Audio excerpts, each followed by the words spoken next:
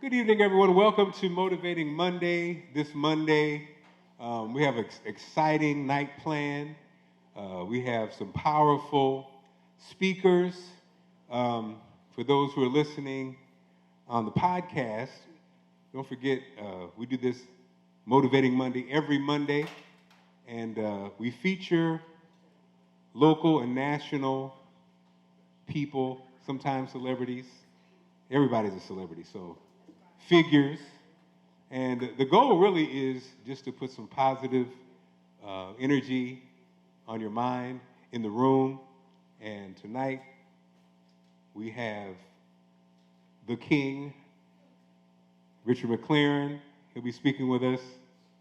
Up first is a woman who does not need any introduction in Baltimore. When, as mayor, if there was a title of mayor who loved the city, who loves the city most, I think hands down, Sheila Dixon would hold that crown. We've been blessed to have elected, I believe we're the only city that's elected 3 African-American women as mayor. Again, like last week, we had our special guest last week, this woman is a fighter.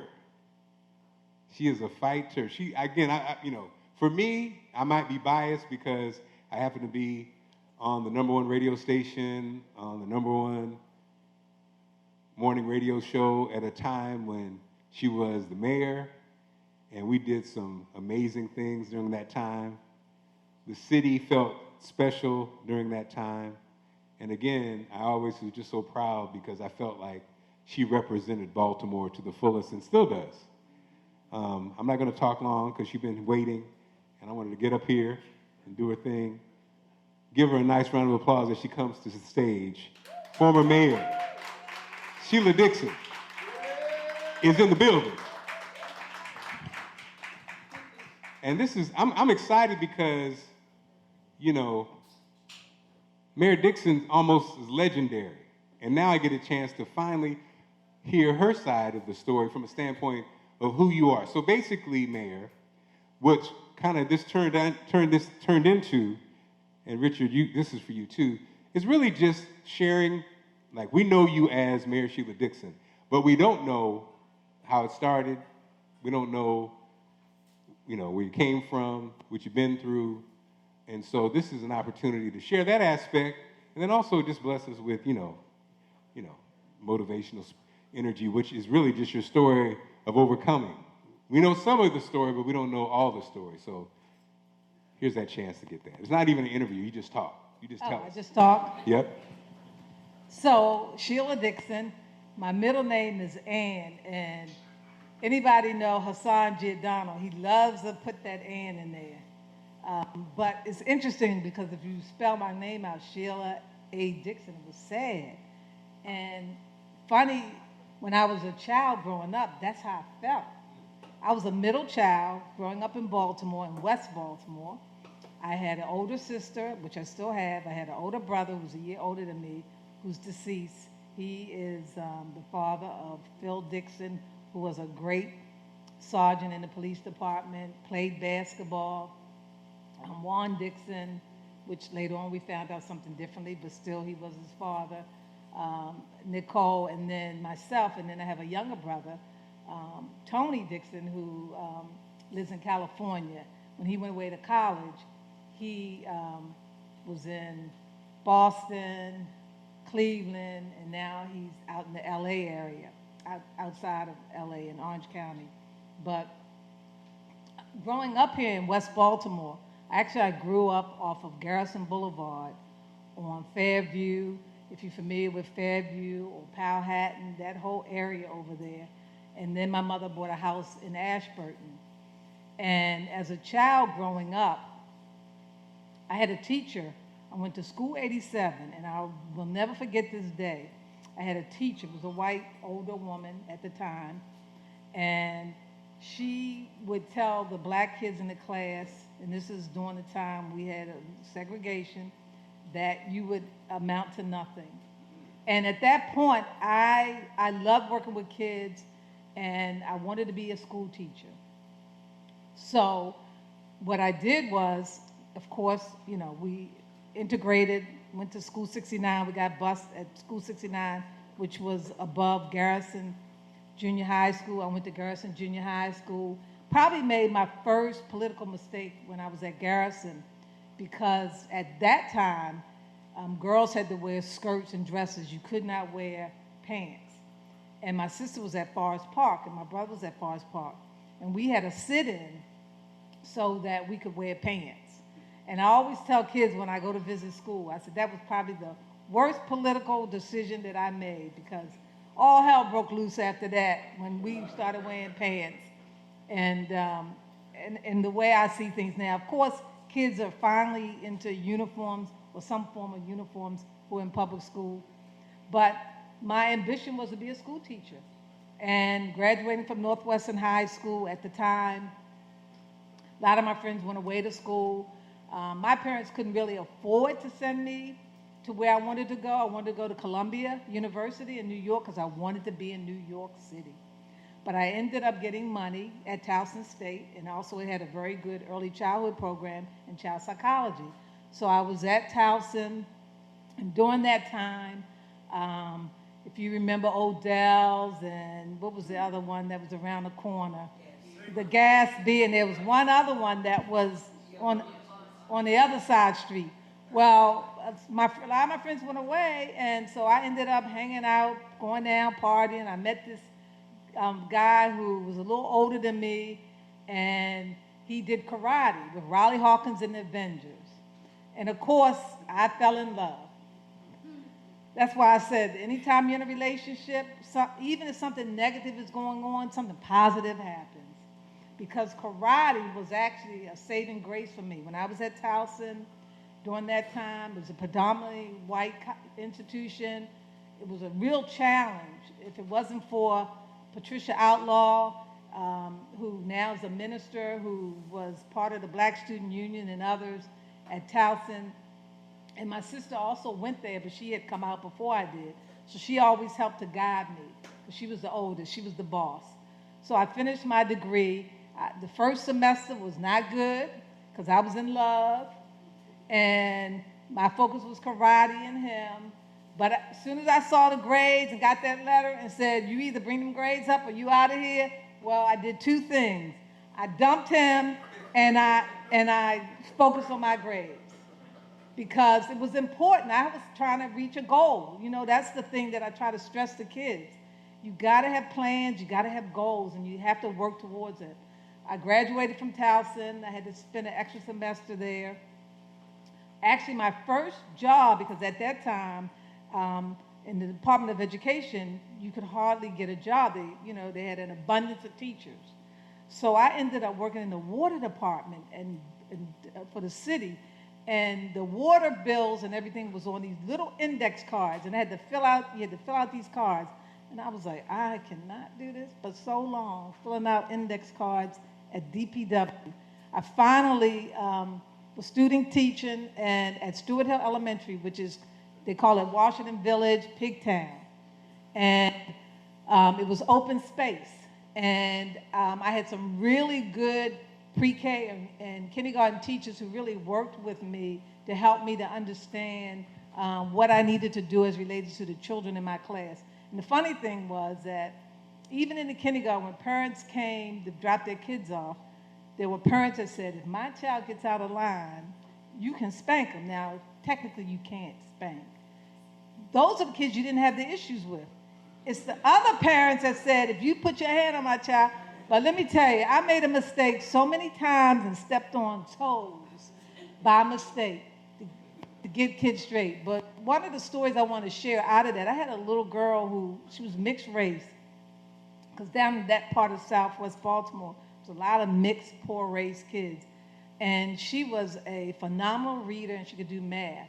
And I wanted to skip her, but I had an issue with Baltimore City Public Schools. They didn't want to skip her. And I said, well, how am I going to help this child, since she's so smart, to keep moving forward? So I was able to connect with a teacher in the second grade, first and second grade, and they let her go in for reading and math, and then she would come back because of the socialization skills that still needed to develop. And I ended up mentoring that young lady for a number of years. But during that time, and the reason why I got into politics was because of what I saw at that time in Baltimore City Public Schools. If you weren't in a particular sorority or fraternity for Baltimore City Public Schools, you had a challenge in moving up. And because I went to Towson State University, I did not pledge. If I had gone to a Black historic college, I used to party at Morgan, but I didn't pledge because my focus was karate. I worked a job at Recreation and Parks where I taught. I worked in the bookstore. I mean, I had to hustle, you know? That's why I tell my kids, you have 4 years to finish your undergrad, and you're going to graduate debt-free. That's another story down the road. But so I didn't have time to do a lot. But at that time, what I realized is that, again, after I graduated and I started teaching, I also, because at that time, I'll never forget, I think beginning teachers made like $18,000, $16,000 a year. It wasn't enough. I had another part-time job where I worked at St. Bernardine's Head Start, and I worked with parents with their GED to supplement my income. And I lived downtown on Calvert Street. I'll never forget, on the 4th floor in an attic apartment. My rent was $100.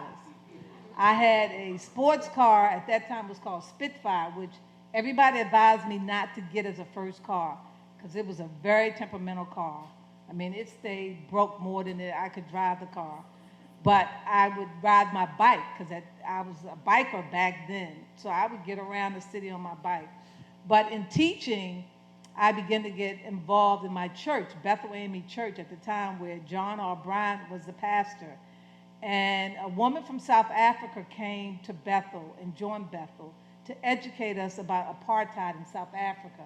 And that was really the beginning of my political involvement at that level, because there was legislation that Kwaisi, who was on the city council, introduced to divest money from our investment funds to deal with the apartheid in South Africa.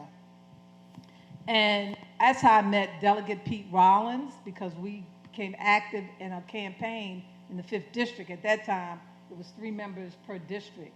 And Anthony Robinson, if the name ever rings a bell, he's the one who established the minority program for Parent Mitchell over in D.C. He ran for city council. And I met Pete Rollins, and Pete Rollins taught me how to do phone banking. And it actually was the beginning of really laying the ground to how to run a campaign. And we became very close. At that time, Stephanie was very young. She would help out with her father's campaign.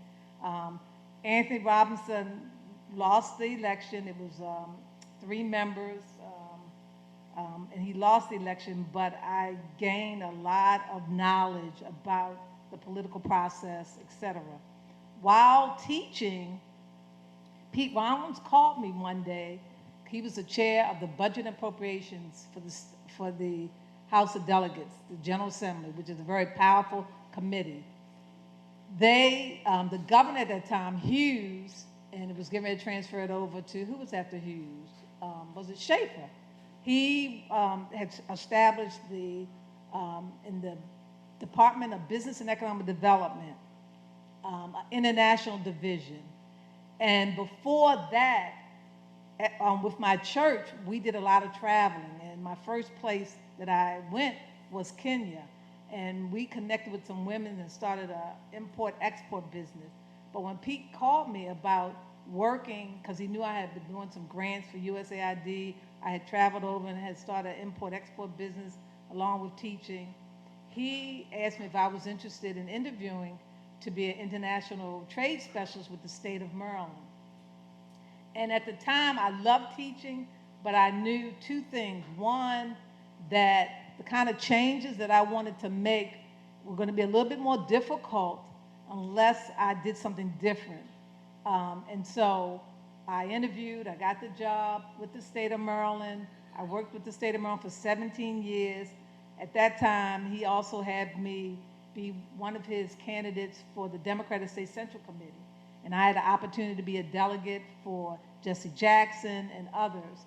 And then when Kwesi ran for Congress and won, his seat became vacant along with Clarence Mitchell's seat. He became a state senator, am I correct, if I have my memory correct? So there were 2 vacant seats, and Agnes Welch was the council person. And most people think you go through an interviewing process to be selected, but when there's a vacancy, they already know who's going to get the seat, but you still go through the process. So when they tell you, oh no, we don't select who it is, blah, blah, blah, that's a lie, they do. And so Agnes already had her 2 people selected, even though I went through the process. It was 2 gentlemen, one a teacher and one was Mr. Page, Delegate Page, who was a council person. And so what I decided at that time, Pete got behind me and some other people and said, well, why don't you run for the seat? So it was 18 of us or more who ran for the 4th district seat. And I'll never forget this. Mayor Dewburns at the time, I ran the same time that Kirk Schmoke ran against Dewburns. The Palmer House, if anybody's familiar with the Palmer House, it used to be in Utah, this dark Italian restaurant. Well, everybody said you had to go meet with Dewburns. So I go into this restaurant, it's dark. I said, what the heck am I in the dark? He's sitting in the back. You know, I'm a petite person. At that time, I was even smaller. He said, little girl, and I didn't take it offensively, you know. That's just how they talk. As long as he ain't say something out of my name, I'm cool. But he said, if you're gonna run for city council, learn city government. He said, the folks in the 4th district, they get up and give these flowery speeches and they don't do nothing in their district. He said, but learn city government because that's how you become effective. And I took him at heart when I won one of the seats. It was myself, Lawrence Bell, and then, of course, Agnes Welch. And I learned city government. I was still working. I ended up getting married and having the first baby born on the city council. A lot of women waited till after their kids get a certain age, but I actually had my daughter while on the city council. And actually for 6 months, she would come with me to the city council because I nursed, and there were days where I did not want to pump. So if I was in a hearing, she would be right there with me. And people would try to figure out, what the heck has she got going on? At that time, you had these little slits in your tops, right? And I slide her in. And I'm right here, and I had the Taxation and Finance Committee. So you have all these white old men coming, dealing with finance issues, and I'm nursing my daughter. It wasn't intentional. I thought she would have slept through the hearing, but if it didn't happen, hey. I nursed her, actually, my daughter, I nursed her for 2 years. But at that time, so then I still was working, both of the jobs, so at that time, even the salary for the city council, and it was actually part-time. It should be changed now to full-time based on what the salary is now versus what it was then. But I was able to juggle multiple things at one time. I would travel overseas. My territory was Africa. I had the Caribbean and I had Canada. And so I would take companies, take companies on trade missions, different places in Africa. I opened up the first office in South Africa under the International Division, and that was under Glendenning. We had African-American companies who actually invested and established businesses in South Africa as a result of going over there. So I've been blessed to have a lot of experiences. That's why when I became city council president, of course, as I said, I had to learn the agencies, I had to learn city government, I had to learn the budget, I had to figure out, what some of the challenges were and what kind of changes could we make. And I did all of this because, and I tried to leave Baltimore. I wanted out of Baltimore. First, when I couldn't go away to college, But secondly, I signed up for the Peace Corps. And at that time, it was extremely popular to be in the Peace Corps, and they had a waiting list. And I couldn't afford to be sitting around waiting. And third, I had applied because I had a minor in psychology. I applied for a job at the Boston Children's Hospital because I had a best friend that lived in Boston. And they hired me, and I was literally in my mother's basement packing up boxes, getting ready to leave Baltimore. And I realized when I weighed what it would cost to go to Boston or stay here and what my salaries would be, that I looked at the financial impact that would have on me, and I actually called and turned the job down. I guess that was meant to be. But, you know, so I've been here. I've had the opportunity to travel all over the world. I've had the opportunity to, you know, really make inroads in ways.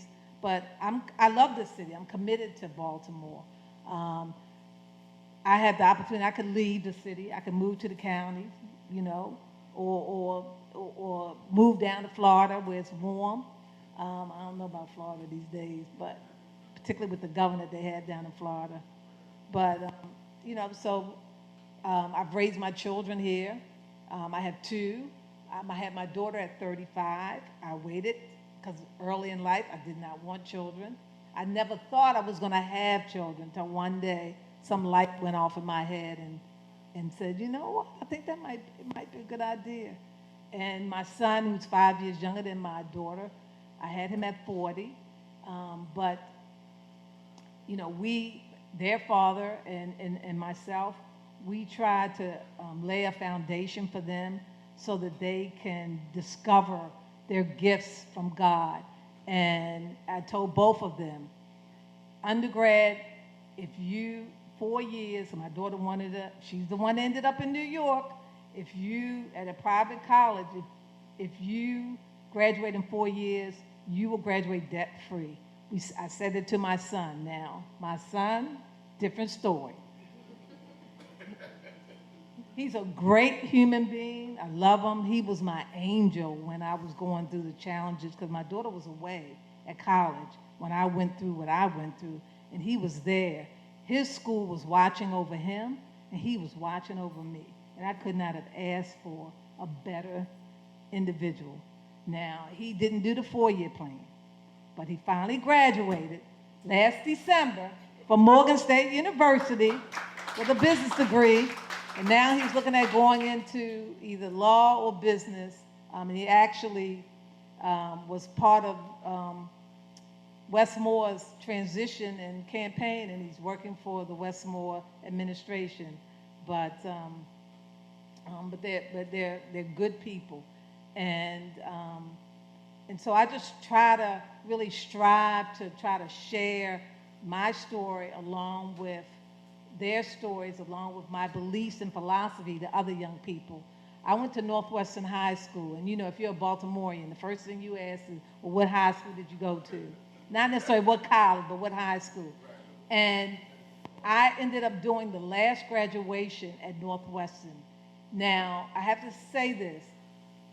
The Jewish community, and they keep saying it's not true, but it is, they wanted Northwestern closed. It did get kind of off the chain, but still, we came up with a plan, the alumni, to create a whole international school modeled after a program in New Orleans and Connecticut.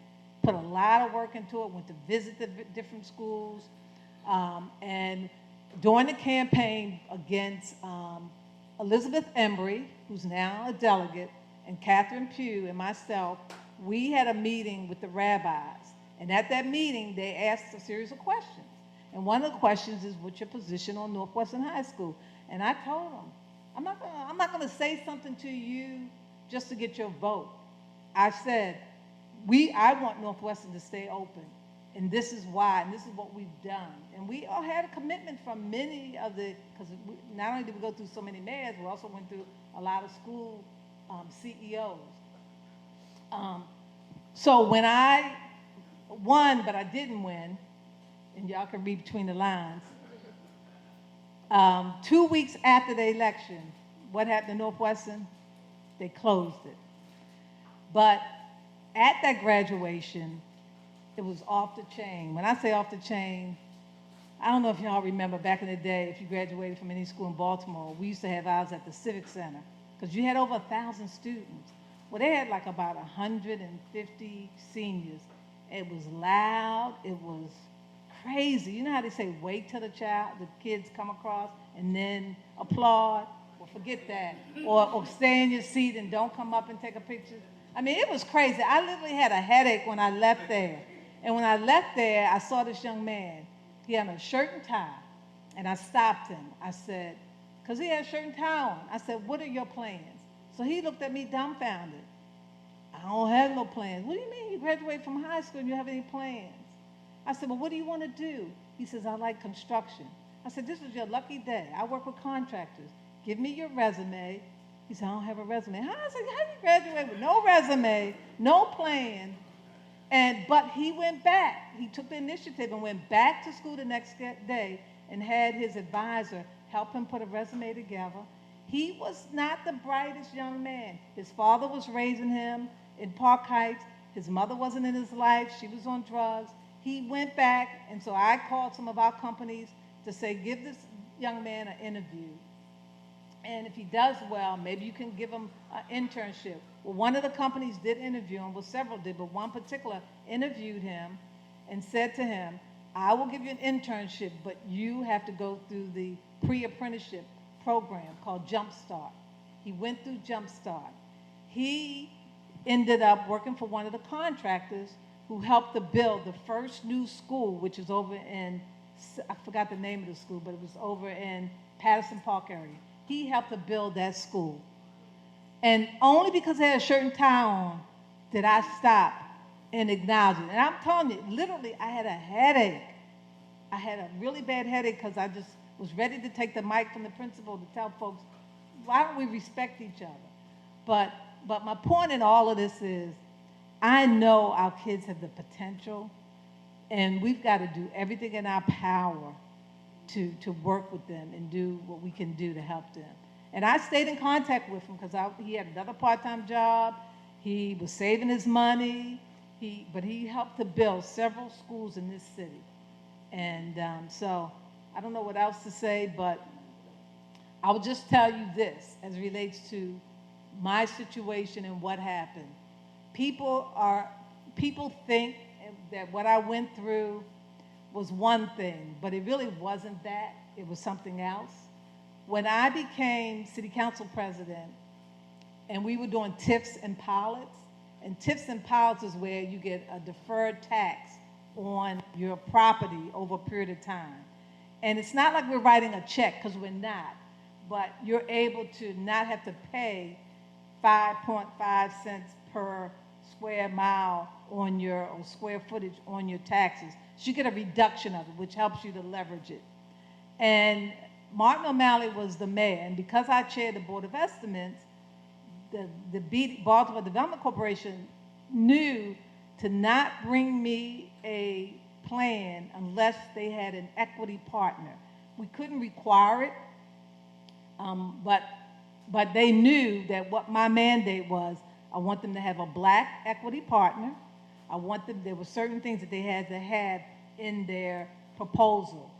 And if not, then I was going to sit on it. That was one of the powers that the city council president had, where you could defer it. And over a certain time period, the administration, whomever it is, they're not going to like that because you want to get it through at a certain time. Now, that power over the last year and a half under this new administration, which I was like, why would you do this? Bill Henry got rid of it, and now they only have one deferral that they can do between Bill Henry once or Nick. At the time when I was mayor and other mayors, the council president could defer it, and you get frustrated until you could negotiate. And so there are a lot of people in the city who were doing business who did not like the fact that I was making that as a requirement. So when you look at Harbor East, a lot of that development, if you look at the Marriott waterfront, Mr. Padarakis, they call him the bread man, H&H Bakery, which H&H Development, they had to have an African-American partner for that project at the Inner Harbor, at the Marriott. And actually, he had a partner in Minnesota or Michigan, somewhere Midwest. Actually, it was a black partner who had a bread business who ended up partnering with him.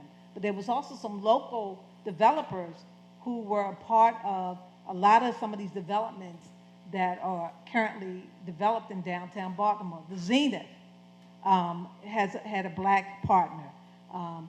Spinnaker, what is it called? Spinnaker Bay, if it's still under the same structure. So all of that. Now, and folks didn't like that. And so my mistake was not disclosing a relationship that I had. Not that I voted for things to favor that person, because I didn't. That's why they didn't bring those things before the court system initially, because they knew that it wouldn't happen, which is a whole nother story. Actually, there's a gentleman who's doing a documentary, and I guess if he ever finds all the money, a lot of information will come out. I need to write a book. I would need guidance, to be honest with you. I know, but I mean, one person I know who's a librarian, she said just every night, I started taking notes in a journal. She said, just take a conversation with yourself. You got to be motivated to do that. I just got to find a ghostwriter who's not ridiculous in price. We could put together a team, right? Put together a team that come on. But it'll happen. I did do a little piece. Salima Salah Marriott just released a book during COVID, and she had a series of women who were part of her book. And so there's a little blurb, and it gives you a little bit a sense of who I am. Last but not least, I'm dressed like this because Monday morning I go to my trainer. My office is on Maryland Avenue. I left Maryland Avenue to come over here. Working out for me is a stress release. I don't care what I have to do. When I was in public office, my scheduler at the time, she knew if she didn't schedule my workout, then I would blow a meeting. And there are times where she didn't put it on my schedule, I ended up blowing a meeting. That's been a part of my life. I try to, and this is one of the things when I established cleaner, greener, healthier, safer, it wasn't buzzwords, it was looking at this city and the people in this city and how we can begin to connect to each other in multiple ways. 1, cleaning up the city. 2, making the city safer. 3, making the city healthier. Because if you think about it, and this is something I said to Hopkins, University of Maryland, Mercy, we have renowned hospitals around this city. But if you look at the statistics of things and challenges that we face as a people and a race, it's not good. When we talk about high blood pressure, diabetes, I mean, I can go down, heart disease. Do you know that black women in particular, every 38 seconds, because we have an oncologist who's a member of our church, dies from heart disease. And in women, it's harder to detect than in men. So when I talk about all of that, I share it only because it's important for us to get a handle on our health. You know, one of the things that I'm a member of the Merit Athletic Club, and one of the things we discuss in the locker room, because there's a lot of people from Hopkins and stuff that used to come before COVID, now a lot of people have stopped, was in our communities, we tend to hide things from each other and not share the history of diseases and other illnesses that run in our family. And it's important to make sure your children know about those diseases, and yourself, so that you can prevent things from happening. So I know that my aunt had breast cancer. My sister had breast cancer. So what do? Go get my mammograms and other things I have to do. Colon cancer runs on my father's side of the family. At a certain age, you get your colonoscopy. You know, I mean, I can go down the road, but I shared those things with my kids and said, you have to track these things. You have to let your doctors know that these things run in your family. Obesity. you know? Doesn't matter. You know, sometimes it's hard for people. During COVID, I lost weight because I was determined not to gain weight. So my trainer, Chauncey, he on System Street, he took Mission Fit, the gym, and brought it out in the park. And we were in that park, rain, snow, 90 degrees. He bought the equipment and we worked out. And we kept some of the efforts going. Because it deals with stress no matter, you know, what you have going on. So I'm a real advocate for that. And I've made that a part of my lifestyle. So at this point in my life, I think it's important to be true to myself and not allow individuals to determine or dictate who you are or who they think you are. And so, I just try to share the truth with folks and try to be real. And everybody has a perception of who we are or what you are, or who they think you are, but people don't really know. Believe it or not, I'm an introvert, and I'm a shy person. Being in public office, I know that's probably hard to believe. I love black movies, but I love comedies. My main stories right now are Ghost 2, Season 3, Godfather of Harlem. What's the one on, I don't know if it's HBO or Prime, The Women in Harlem, The Sisters of Harlem. This is their second season. It's these young women. Is it just called Harlem? Yeah, Harlem. Yeah. What was the show with on OWN? Queen Sugar. Oh my gosh, I didn't want that to end. I have so many channels on my cable, and it's only certain channels I watch. BET. I have to say this, during the holiday, I like Hallmark and Life Channel. But this year it was a little weak. They actually had more blacks on there now, but it's a little, but I'm not, now, I'm gonna tell you what I watched Saturday night with my friend. We watched The Cocaine Bear. Oh my gosh. Has anybody seen that? Oh my good, it's a true story. Now I'm gonna go back and watch the documentary. It is so gross, but you can't stop watching it. I was like, it's a true story. They have a documentary and you can watch the movie. Now, we didn't watch the documentary, we watched the movie. But it's gross, but it's funny, and it's like I can't watch it anymore. You keep watching it. Yeah. And what's the one that comes on Thursday? It's the second season for Beverly Hills. Fresh Prince. Yeah. I like black shows. I have not been back to the movies. So I really haven't gone back to the movies because during COVID, my daughter, who never got COVID, and lives in a one-bedroom apartment with her husband, and he got it, I think Adrian got it once maybe. She was extremely obsessed with cleaning and she was like, never got it. So they would come down to Baltimore for a month and stay at my house so they could have the yard and all of that. But when I got COVID, one time, the time that I got COVID, even though I had my shots, it was like a cold and I was tired. She was staying at my home, her and her husband. It was the month of August. I couldn't even come home. And then when I came home the second week, after my doctor said it was cool, I was okay, she made me stay in my room. Seriously. I'm serious.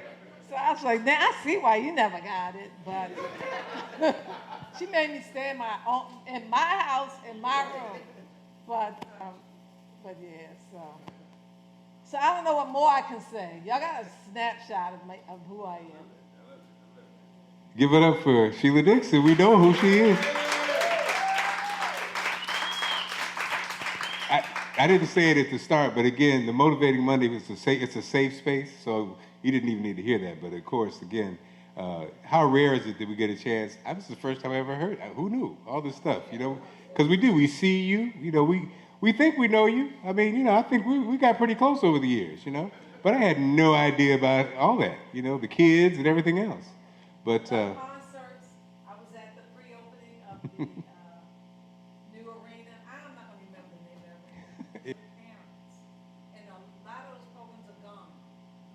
We also have to take some personal responsibility for ourselves and our family and what our environment looks like. In some neighborhoods where we have a lot of vacant properties, people try to figure out. I think my mic is off.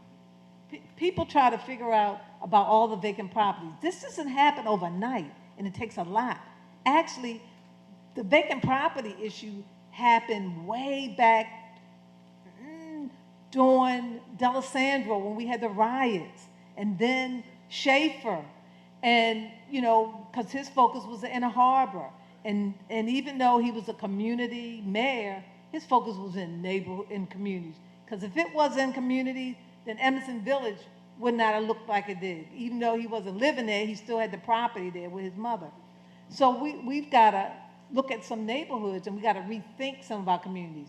We're not going to renovate every vacant property that you see.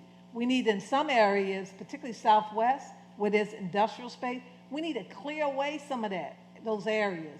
Just blow it up and start over with green space and make some more light manufacturing and industrial space. And rethink, just like when Stadium Place was done, we need to create more senior villages, areas in certain communities.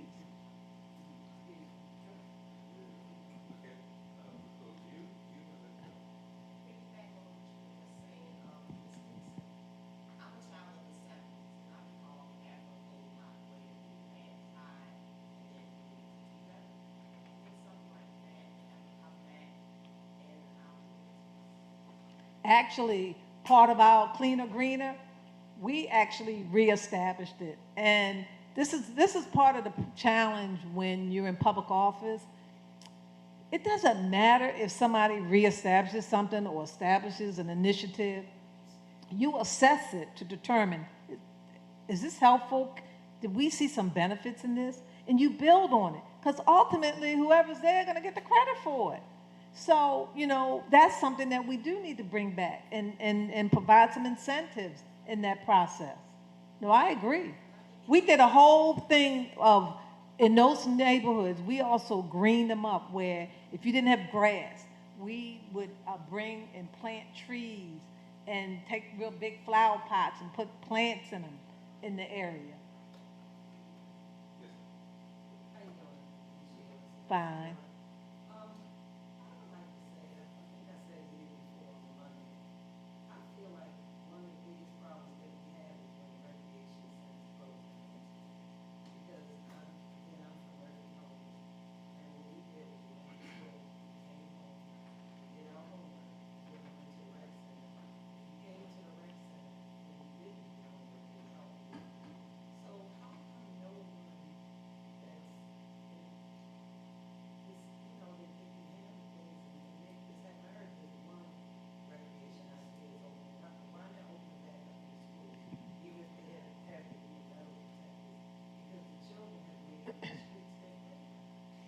So recreation centers, some of them did open up. Now, when some of the new schools were built, the question is, why didn't they build the rec center? Remember how this rec center was part of the school? And a lot of these new schools, the principals didn't want the rec centers to be a part of the school. One of the things that we did, looking at certain neighborhoods where rec centers weren't open, we created community schools where we renovated the pools. Because back when I was in high school, if you didn't know how to swim, you didn't graduate. So we renovated Northwestern's pool, Emerson's pool, Douglas, I think we did something, and we opened it up to create activity, not just swimming, but other things, so making the school part of that center if there wasn't a rec center. But a lot of rec centers are open, but the question now is who's using them? And the other question is, you have to go online and register. Well, everybody doesn't have access to go online and register. So you have to give people other alternatives, not just to go online. There's a young lady, and I won't name her, who is a dancer, did the line dancing, the hand dancing. She was working at one of the rec centers, one of the new renovated rec centers. She said nobody was coming in there. And when she sent the word out about that, she lost her job. But then you also have to look at what is it that young people want to have in the centers today. Is there a game room? Is there a recording studio? You know, back in the day, you know, of course people want to do the sports and other things, but there are other things that young people have interest in today.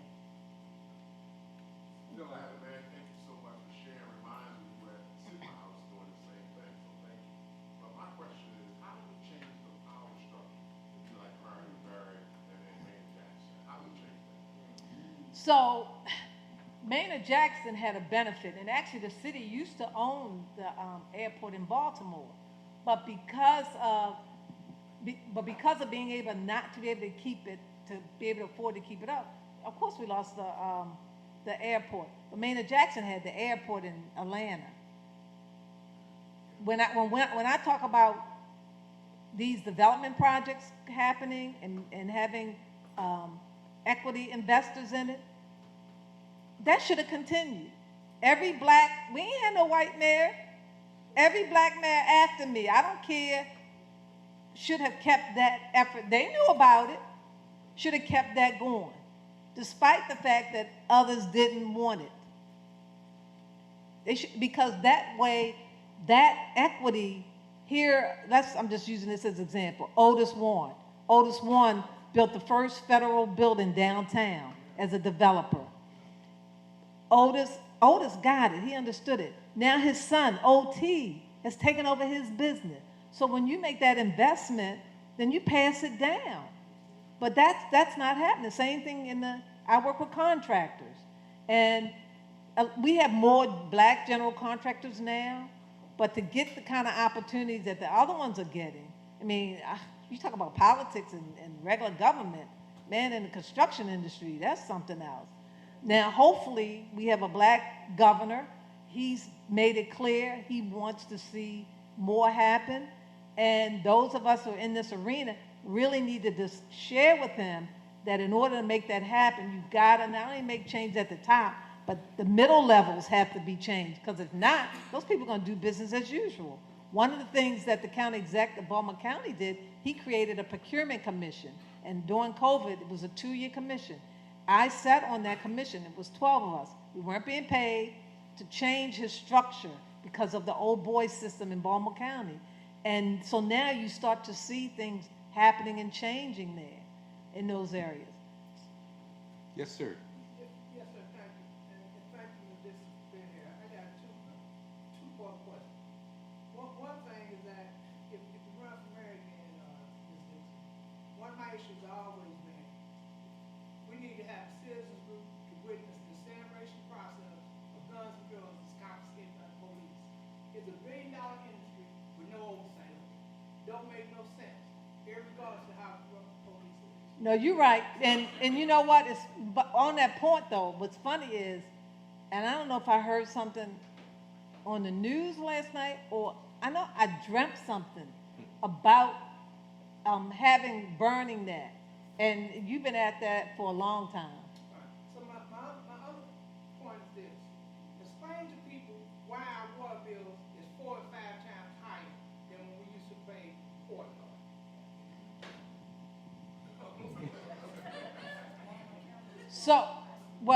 With Baltimore County, the issue is that the county supplements. Now, they get ready to get away from supplement, but they supplement, and their billing is a little different than ours. Our sewer and everything is together. That's a good question. Whomever initiated this new meter system, and you do your homework, I ain't gonna throw nobody under the bus, but whoever initiated that new meter system is what's causing what we're facing today. And the last 3 mayors did nothing to fix it. And DPW right now is so dysfunctional that it's worse. I had a flood at my home. My pipes, the Friday before Christmas when we had that weather, cold weather, and I was leaving town the next day, the pipes in my home burst. And it was raining in my house. I mean, it was bad. Luckily, my friend didn't go to Miami like he normally visits grandkids, because if he hadn't been there, who knows how long it would have been flooding in my home. And I got my water bill, so you know it was an arm and a leg because of all the water that was in there. But we need to fix that right away. I agree wholeheartedly. But that new system that we have, somebody needs to be dealt with creating those new meters in there. Yes, Eartha. I don't know the details of it, but there's something that's missing from what people. How old are you? I'm 24 years of age. Okay. So one good way is is to get involved in somebody's campaign, because that's a really good tool learning.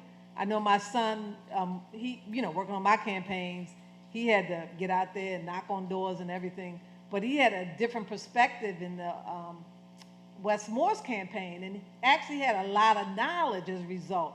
So he had a good understanding about dealing with the personalities in that campaign. And when people that were inexperienced, he was able to step up and take on some leadership. So I always encourage young people to get involved in a campaign, or, volunteer when you can for a candidate, or or work for, get into politics by working in government, not necessarily if it's at the local level or the state level, and that way you can get some experience. Awesome. You have a question, sir? Mm-hmm.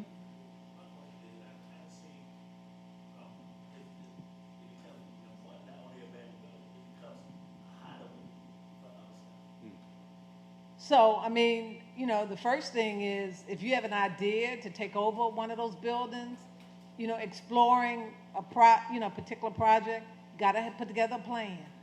Gotta have a plan. And you have to be able to, there are resources out here that now will even more, that will support individuals in establishing a business. But you gotta have a business plan. And you have to go to different resources to help you, like the Small Business Resource Center will help you to put a plan together if you saw a particular property. There is a developer out of Chicago. He used to be with General Growth. I met him when he helped develop the Lanier. He developed the Mondawmin when General Growth took over with the Targets and everything. He now has a team, and they are looking at neighborhoods and buying up, like he bought Warbrook Junction. And so they're in the process of upgrading and renovating it. They're now working on Edmondson Village Shopping Center. Finally, the owner wants to sell it.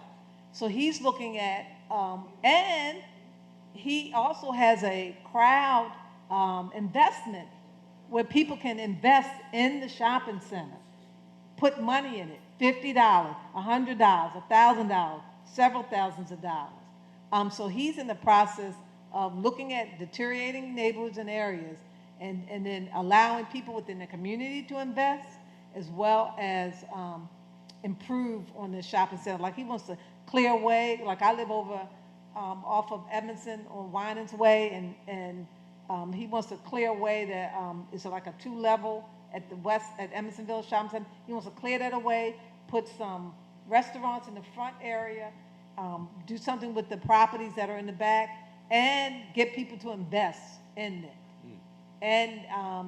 And so he's been really working towards that. There's one hang up, there's a covenant that Emerson Village was created in 1949, where people who lived in Emerson Village had to be white. Now, that's changed, but still, in the covenant, it's still worded. So he's trying to get the covenant amended. But the problem is that people who live in Emerson Village, off behind the shopping center, some don't realize that there is a covenant. Like some neighborhoods, Northwood has a covenant. But those people have an active community a covenant association. There's several covenants in the city. And so he's trying to get people to educate them about the covenant, amend the Negro part out of it, along with some zoning pieces, so he can get that shopping center developed. Okay, we're gonna have to let our mayor go. Yeah, y'all got more speakers, and I Yeah. know they've been here before me. And so give it up for Sheila Dixon, y'all. I Give it up. appreciate We'll have to have her back. Yeah, I'll come back, as long as you start on time. You know what? What we'll do is, next time we'll start with the questions. Okay. Because we now have the story. So once again, give it up as she Thank you. departs the stage, Thank you. everybody. That was awesome. It gets better each Monday. Tell your friends, everybody. And we're keeping the party going. Give it up as she goes, yes.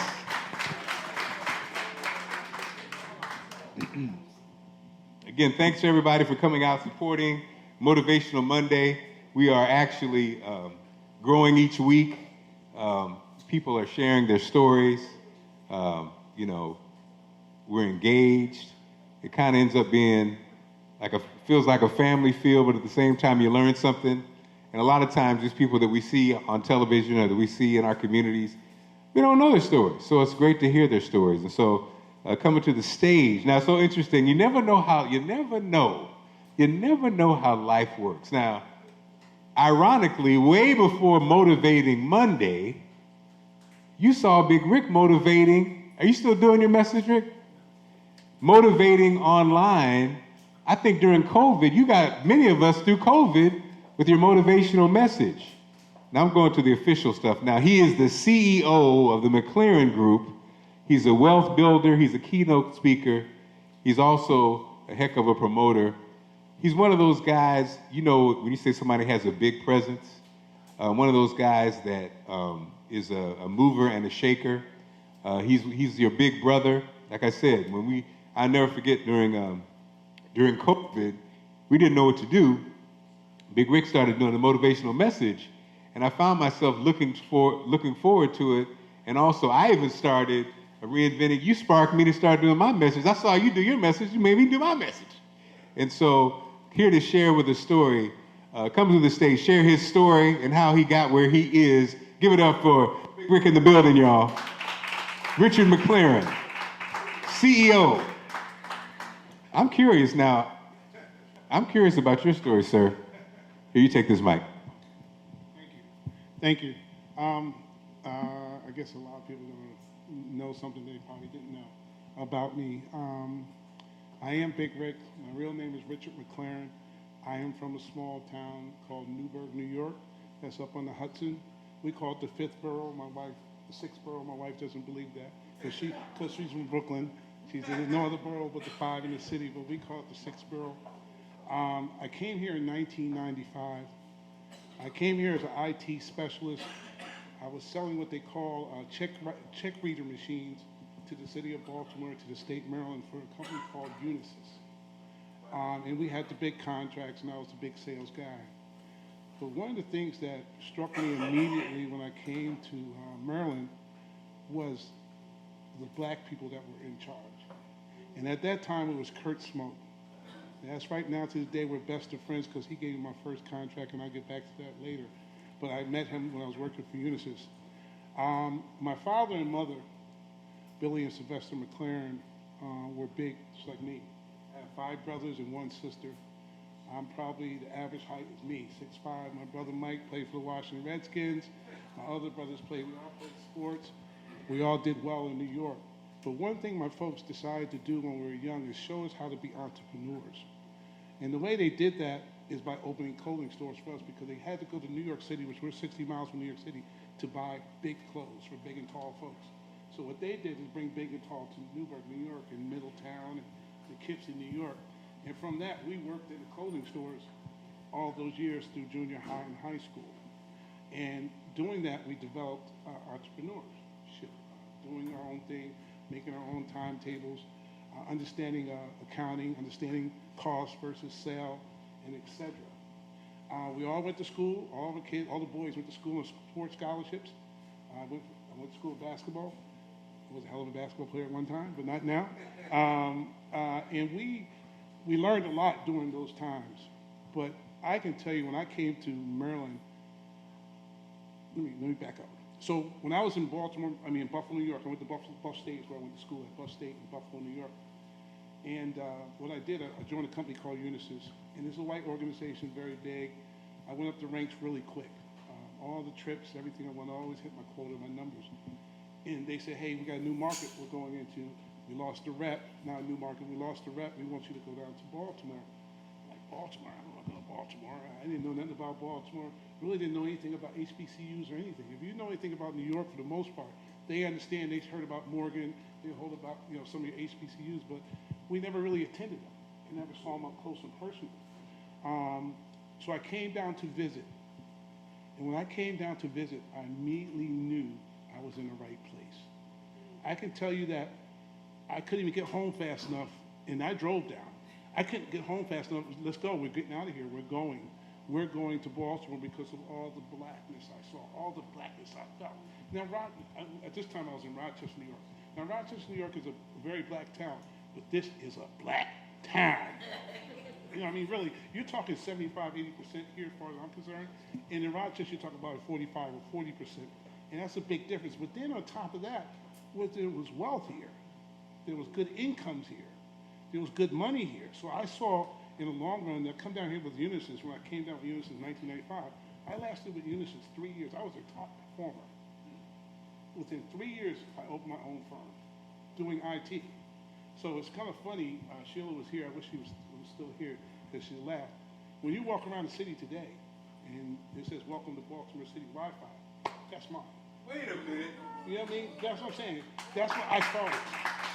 So when you go to Baltimore City Public Schools and you walk to their new schools and their old schools, the 21st century and the old schools, all that infrastructure is me.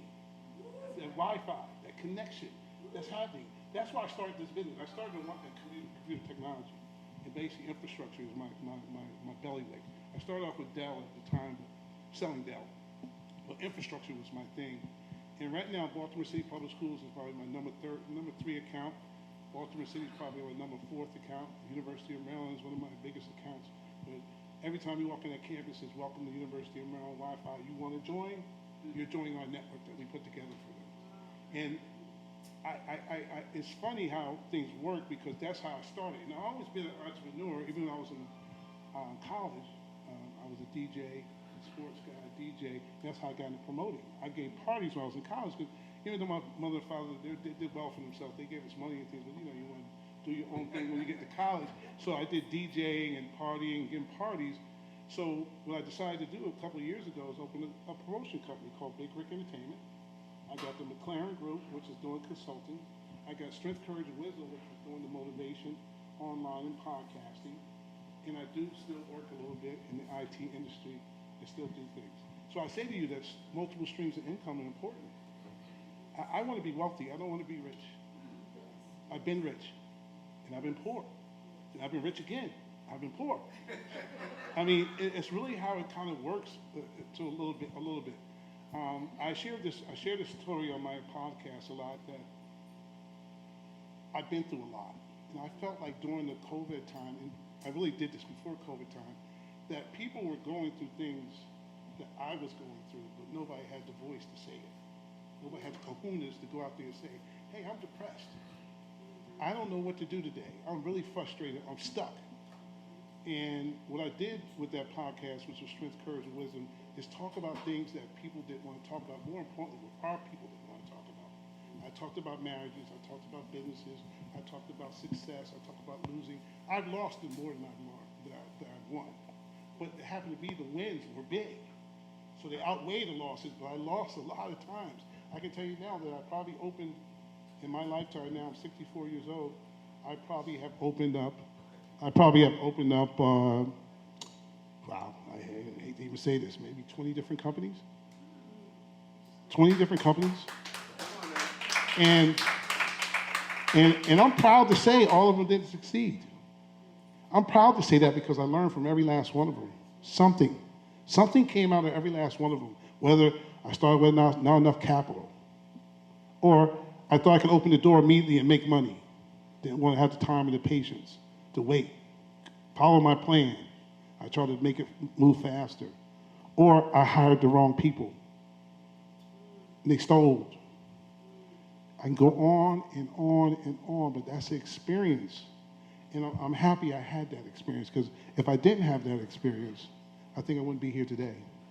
I wouldn't be able to talk about this. So when you see Big Rick in the street, the Big Rick is a persona, it's a big thing, it's cool, I'm a big guy. That's really where it came from. It came from nothing else but just being big. Just big guy. I was a lot bigger at one time until I met my wife. She slimmed me down. And I want to thank my wife, man. My wife is something else, man. I got to say that. Yeah. I'm going to tell you another thing, man. Get you a good partner. I'm going to tell you that. Mark, you have a great one, too. I love her. A good partner make wonders for you, man. Make you do things that you never thought you could do.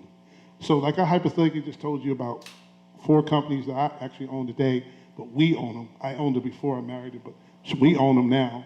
And we have a list of 20 different ideas / companies, at least 15 of them, I think, that we want to do together moving forward. That's partnership. You need help. You need complementary. You need someone to push you, somebody to put something in your ear, somebody to talk differently than you do. She is totally the opposite of me. I'm the now guy. She says, no, I'm the plan girl. We're going to plan it. I've opened businesses before without a dollar in the bank, but just an idea. But now I have an idea, and I wait a little bit, and the dollars will be in the bank, because she'll make that. She'll make sure that thing happens. See, you got to have that complementary piece. You know, you just can't keep moving. And I'm not trying to bring you into this, honey, but thank you so much for that. I really appreciate that. I really do. So I have 5 brothers. I'm the oldest, which is a blessing. I lost one of my brothers about 6 years ago. 6 years ago. A lot of people know him as Billy Cathell McClearn. And I have a sister named Jeannie. And all of us are all entrepreneurs in our own right, which is really crazy, because my parents didn't really set out that. All they wanted out of life is their sons and daughters to be one step better than them. But what they're seeing is the 10, 11, 12, 13 steps because of what the foundation. So whenever I speak out in public, I speak in the school systems, I speak out in public, sales organizations, it's all about your foundation. It's all about, you can't build a house on rocky sand. You have to make some solid, some concrete to make it sit on something. So your ideas got to have some girth to them. Your money has to be available around the way. That's why Phil Allen is here. He's a banker. You got to go see Phil. Phil's going to make it happen. Yeah, Phil. So, and I say that because what we try to do sometimes make shortcuts. And I'm going to tell you there is no shortcuts. I can tell you this right now. I've been doing this a long time. And believe me, I've had a lot of bumps along the way. There's unbelievable, a lot of financial losses. When I say I've been rich and I've been poor, I mean this. And I know everybody's perspective is different, but it's been different for me. But I'm blessed that I kept on moving. So one of the things I share with people when I speak to them is that you must keep moving. Still water stinks. Time waits for nobody. So as soon as I lost, my father, before Donald Trump became Donald Trump, and God rest my father's soul, he died before Donald Trump was president because he'd probably die all over again. But before Donald Trump was president, my father used to call me Donald Trump.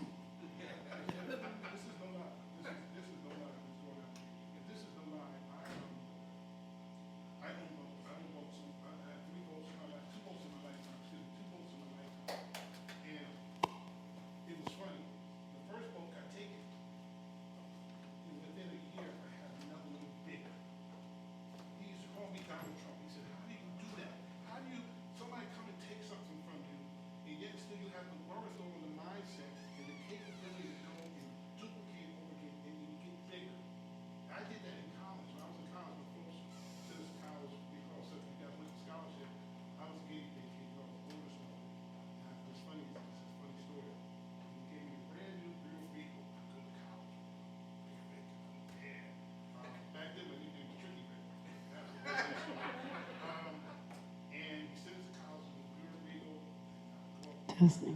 Parking tickets out the game. I got so many parking tickets to go make mistakes, so we ain't gonna get nobody else. None of the other boys who don't have scholarship did not get any car, new car anyway. They had to wait till their sophomore year. I got mine my freshman year. So Rick, you said you was a Regal, right? Yeah, Buick Regal. I don't know if I heard it. Okay, Tricky Rick and Yeah, Tricky Rick and a Regal. It's funny. I lost my thought a bit about that story, but it's funny how things work. And I was, like I said, I was a guinea pig kid. So they tried all these things out on me, so to see if they would work for my other brothers along the line. So I went through a lot. So what I would say to you is, I got that car brand new.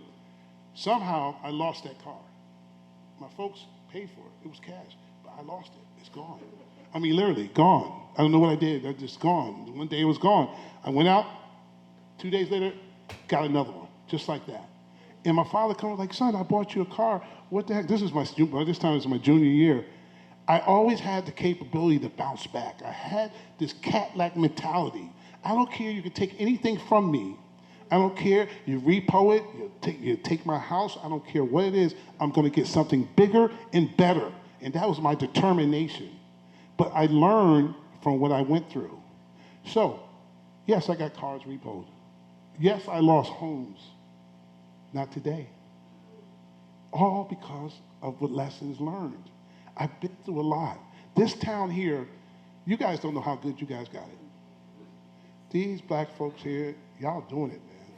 Y'all doing it. Y'all could do better. That's why Sheila knows me, but she doesn't know me, right? She knows me as Rick, the computer guy, fighting board of estimates to get my contract through. But she never really knew what I did. And that is crazy. Until now, as she's out of that business, and we've had time to sit down and dialogue. Now, oh, I wonder why you was there all the time fighting. What's the brother's name who used to fight for the MBE officers all the time, who passed away? Not Clay, the other gentleman. Jolivet. My main man. Helped me out immensely.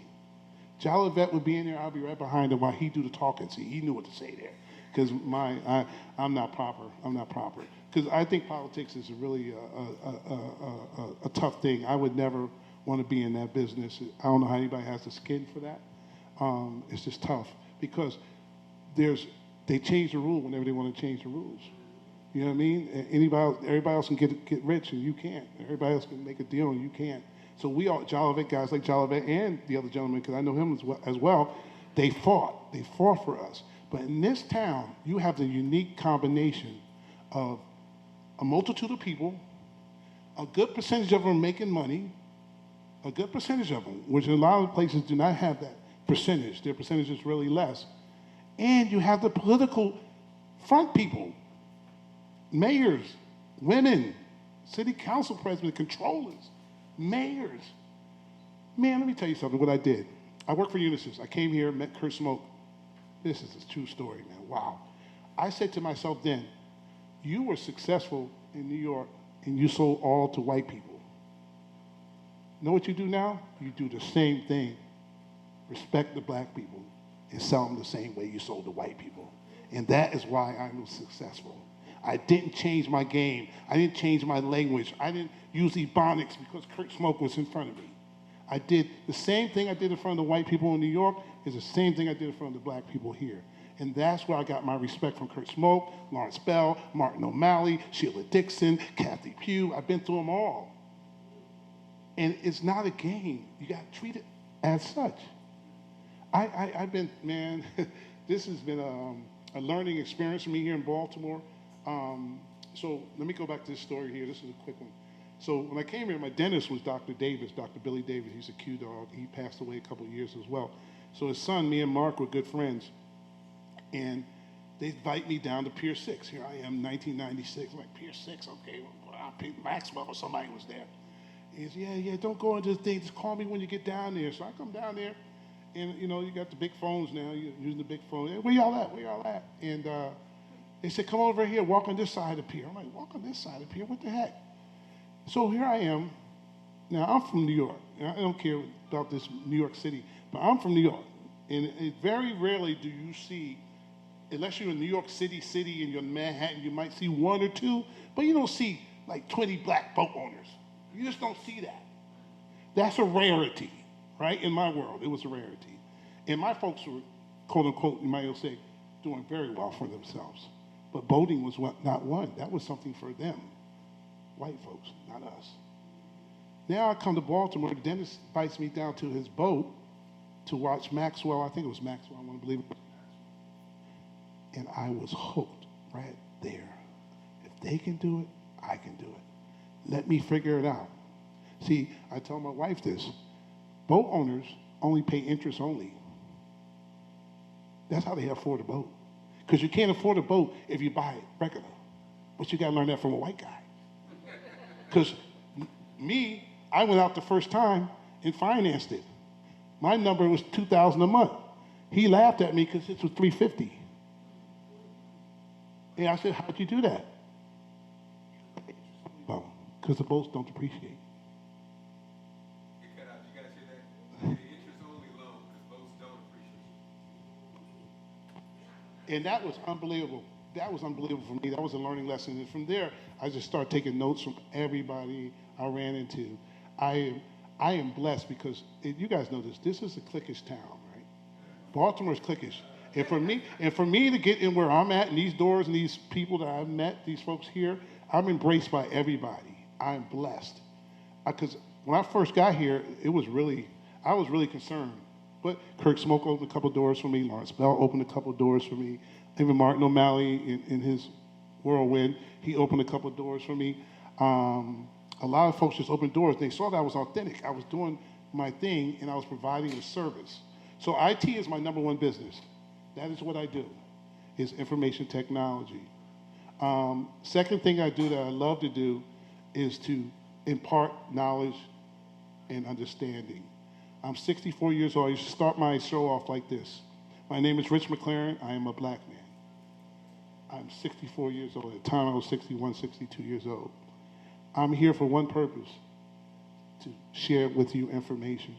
And I hope that I can bless one person, just one, with the information where instead of you taking a right like you normally would, you take a left.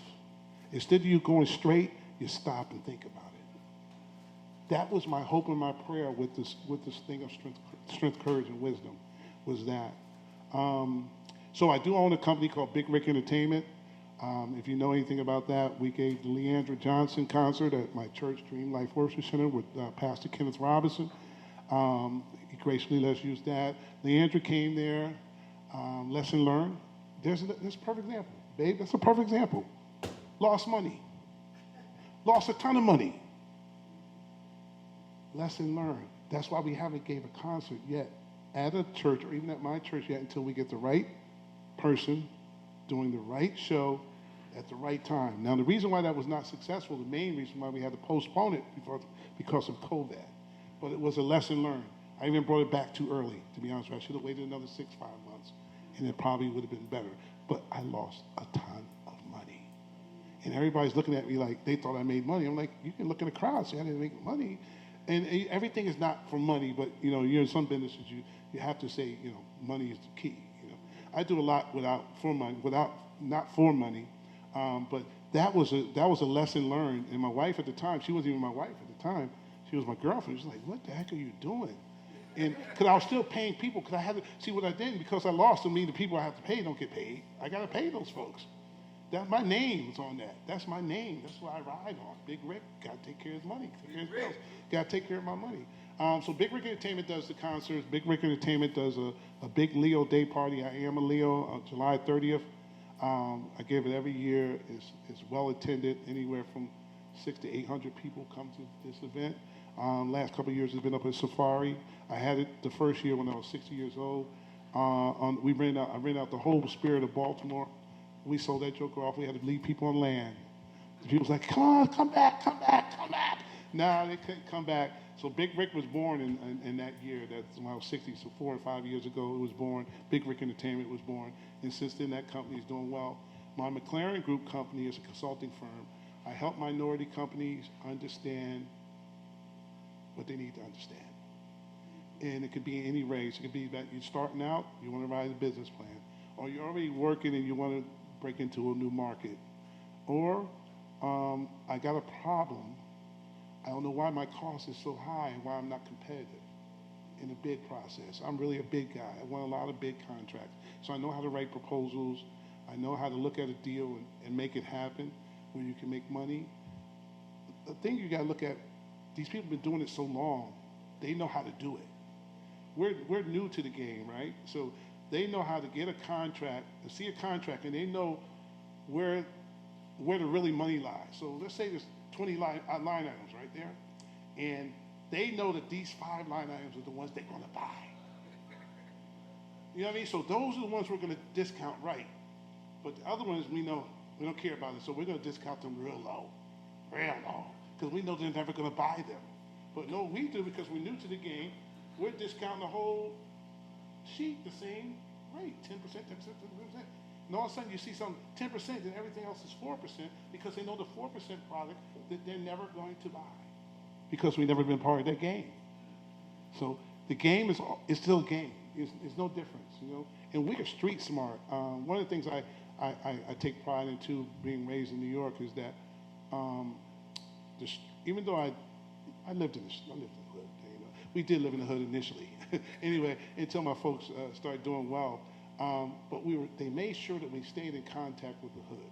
They made sure that we always engaged with our friends. Back in the day, the YMCA was a big thing back in the day. That's where we learned to swim. That's where we learned to play sports. That's where we learned to be friends with people, things of that nature. So they made sure when we did go out into the county that every weekend we came back into the city to engage. One thing I want to share with you that my folks shared with me that was powerful, and I would challenge any parent who can do it, do this. My folks made a decision when I was 10 years old, and I'm the oldest, that we want our kids, because my father was a really political activist, and he was like Martin Luther King with a little Malcolm, not big Malcolm, but a little Malcolm in him. And he was big in Newburgh. He was a pastor, a PK kid. That's another thing I forgot to say that.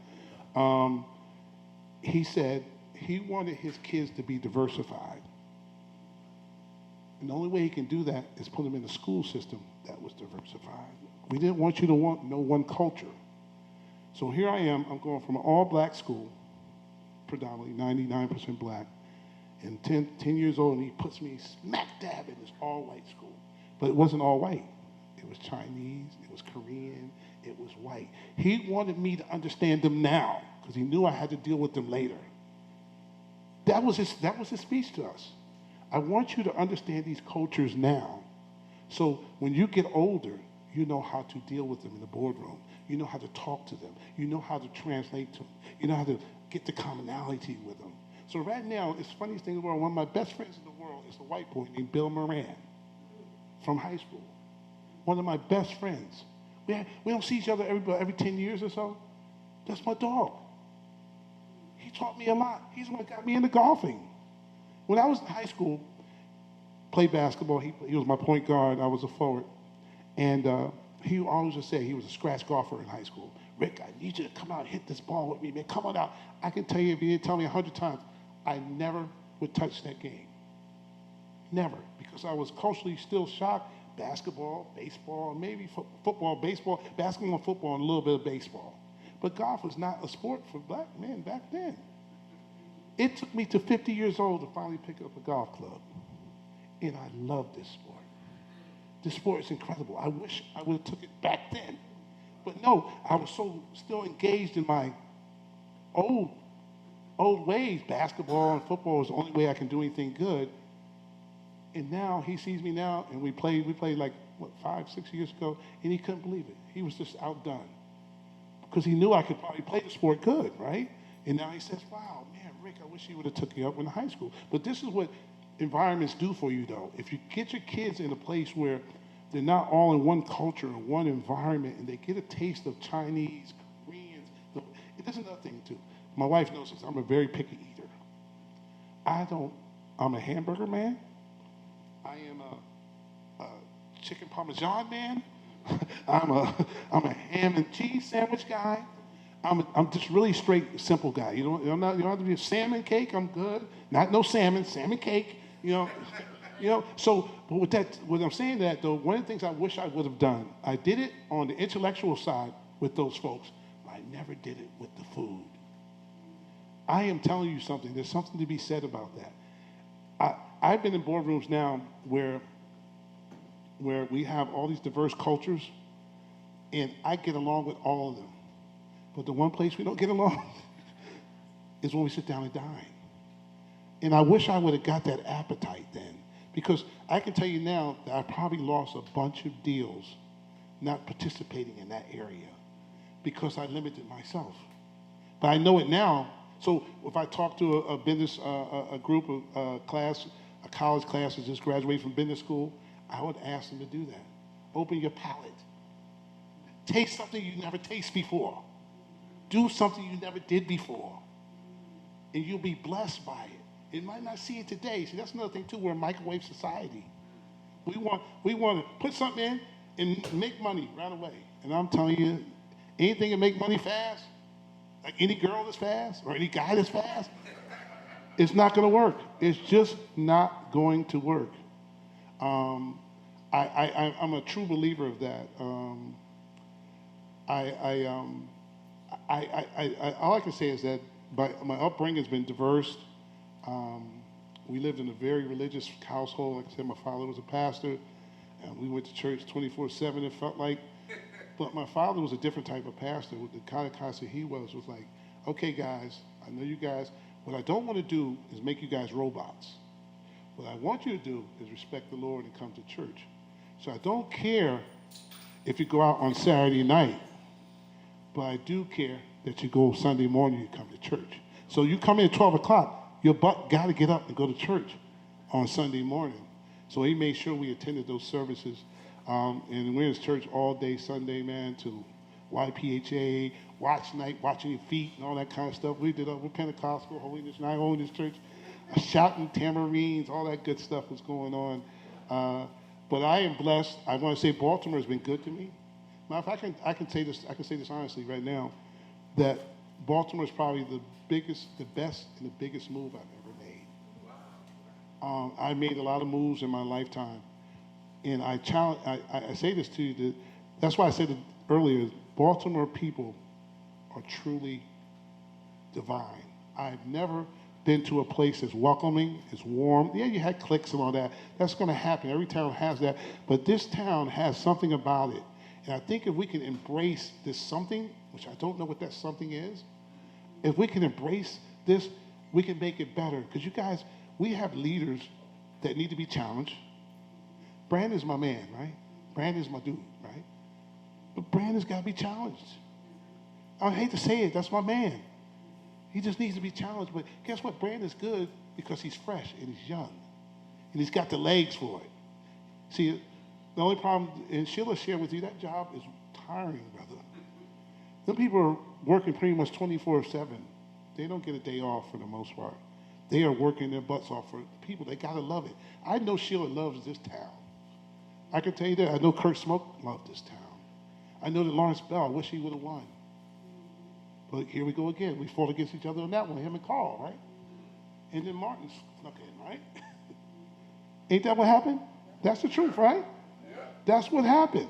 That's how Martin got in. Lawrence and Carl fought against each other and split the vote. Don't make no sense, but it happened, right? And Martin's not a bad guy. I know him too as well. I'm going to say this in closing, that I can't really talk about motivation. So motivation to me is finding something that you love and finding something that you have a passion for and finding something that you understand. If you put those three together, I think all three of them got to be in there, because all three of them can wane. And if they don't have each other to pick you back on, they're gonna fall. You're gonna fall, right? Love, passion, and understand. So every business I've been in, I understood it. Every business I've been in, for the most part, I loved it. And for the most part, I had passion for it. So there's nothing I went into here and said, last but not least, this is a big one. Be honest with you, the businesses that have been the best for me are the ones where I didn't think I was going to get rich. It was the ones that I opened for love, passion, and understanding. And guess what came with it? Cash. Opportunity. Doors opening. Things of that nature. That is what happens, man. If you start thinking in those frames right there, like this sister back here, she came over and me and my wife were sitting there listening. I'm looking at her like, how does this lady know this stuff? You know what I mean? But she knows about the stars. She knows about astrology back in the day. She knows about honey and pure water and what the earth gives you. She understands that business. She's speaking her truth. And guess what? She loves it and she's passionate about it. And she's going to be successful. Because that's all you need. Now, success is relevant, right? Success is all relevant. It could be somebody makes a quarter. It could be somebody don't make nothing. It could be just like a thank God for keeping me alive and keep me going. It could be millions. It all depends on what you want. That's what life is, man. It's what it's about, what's going on then and now. So I say to you at parting, I want to say, I love my wife. I got to say that again. I love my wife. She is a dream. She's from Charleston, South Carolina, via Brooklyn, New York, and went down there for 20 years. And I ran into her at a Steve Harvey event over in Mexico. And I can tell you there's another thing too. So beware what you ask for, what you ask God for, because God will give it to you, whether you're ready or not. Because you couldn't tell me I'm here where I am today 2 years ago. You couldn't tell Rick that. Big Rick was living his life.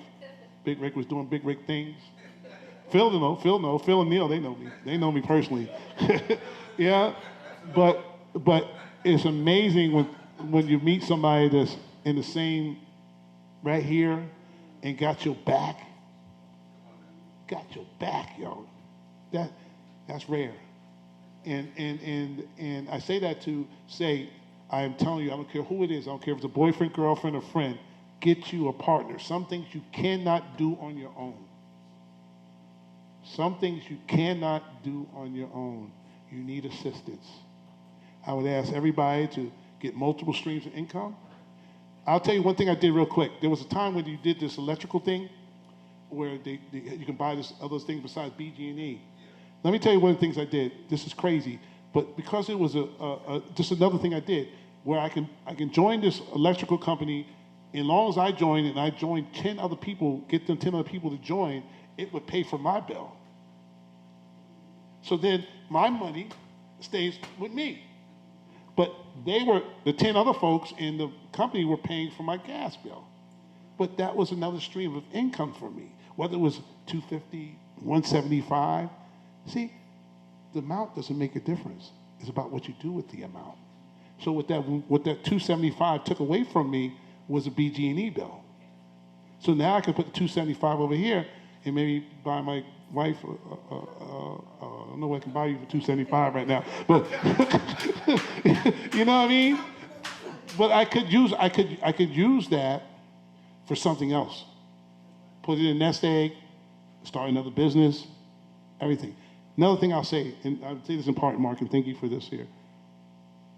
I tell you and I challenge you this, and Phil might agree with me or not, but I hope he does. All your ducks don't have to be in a row to get started. They just don't have to be in a row. Because if I would have waited for anything, man, I don't know where I would be. I moved a lot of times without things being in a row. Money, business plan, great idea, backing from people, all that stuff.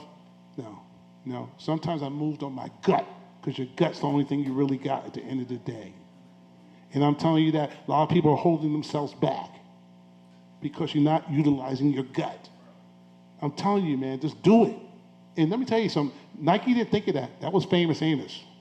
Just Do It came from Famous Amos, the cookie guy. Not from Nike. Just do it. Thank you, Mark. Big Rick in the building. I mean,